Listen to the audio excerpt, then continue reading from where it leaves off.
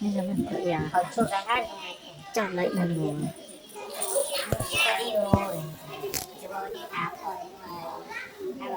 để ta tạo của theo xí nhau nữa để cho nó chỉ chấm nhựa nó có say cái đường nó đã như thế à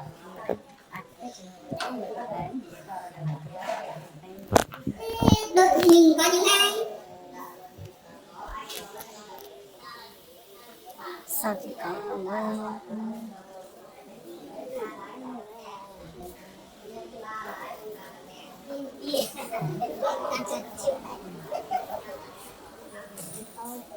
ta chơi cùng đi chung cùng mọi người không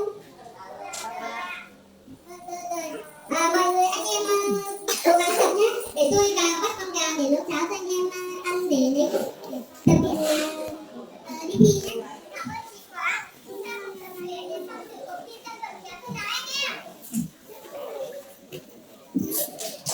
Thấy rồi đấy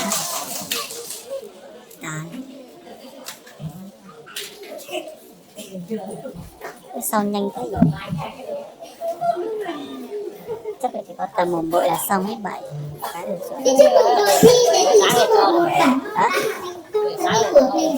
Và ngay sau đây là phần thi đến từ chi bộ bốn phải chăn nuôi chi bộ bốn phải chăn nuôi xin em một tràng vỗ tay cổ vũ cho chi bộ bốn phải chăn nuôi.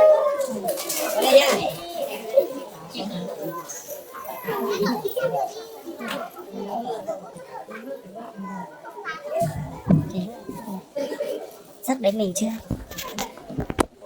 Bây giờ mình đưa lấy đến kiến thức với thì môn thôi.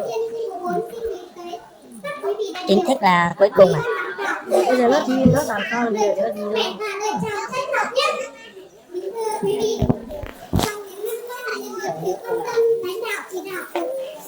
đâu. Sự điều hành của chính quyền, sự vào cuộc của mặt trận tổ quốc và các đoàn thể chính trị xã hội. Đây là cho mình nhớ đây nó này. Chi bộ 4 đã luôn hoàn thành tốt các hoạt động phong trào và có những thành tựu nhất định.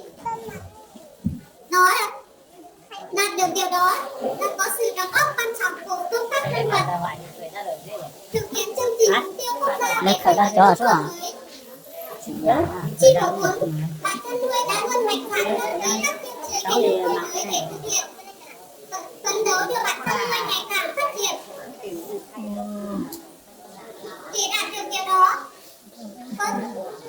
điều đó có sự đóng góp của công tác dân vận vừa là tiền đề vừa là